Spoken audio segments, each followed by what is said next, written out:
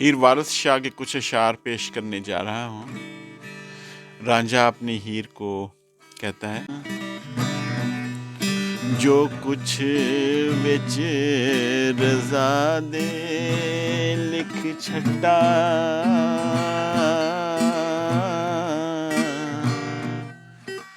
मुँह बस ना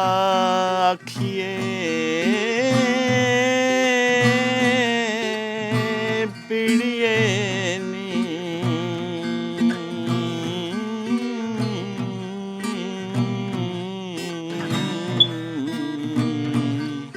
संजना सुखना चाक नू रखिया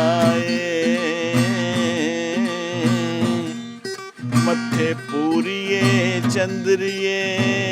पैड़िए नी, जिना मंतर कील दाना होवे,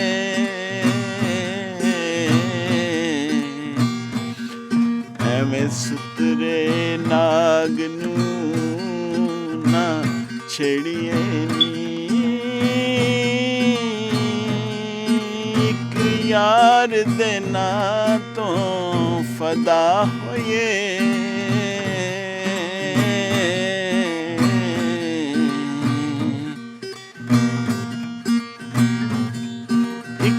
यार देना तो फदा होए,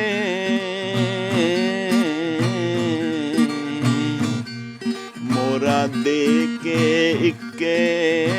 नबेड़िए नी,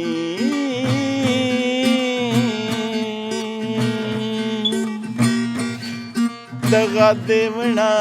होवे जिहड़े नू,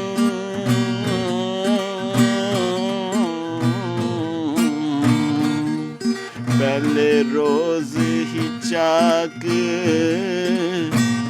अधड़िए नी, जे ना उतरिए यार दे नाल पूरे,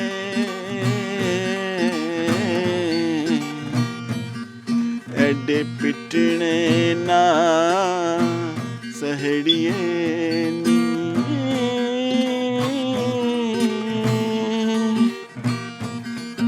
वारस शाह जे प्यास ना होवे अंदर,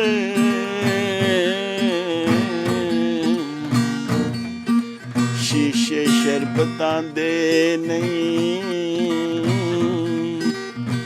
छेड़िए नी।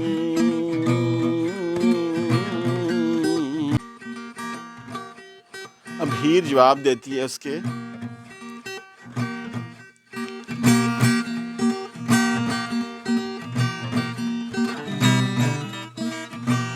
तेनू हाल दी गल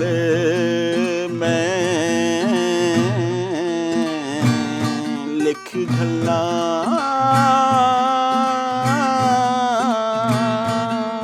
तेनू हाल दी गल मैं लिख घल्ला, तरत हो फकीर ते आवना,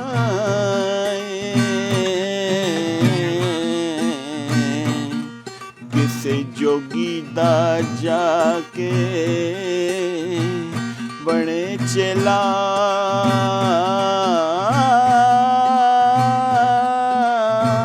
सवाला के कन पड़वावना,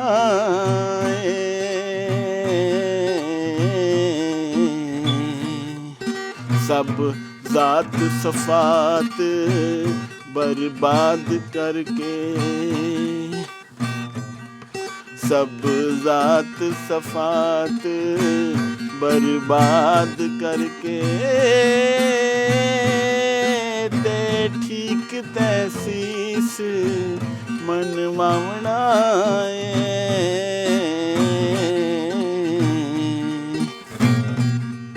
वही जीवदा दीद ना दई सानू, तू ही जीवदा दीद ना दई सानू, ਵਤ ਨਾ ਜੀਵਦਿਆਂ ਆਵਣਾ ਏ। ਤੂੰ ਹੀ ਜੀਵਦਾ ਦੀਦ ਨਾ ਦਈ ਸਾਨੂੰ,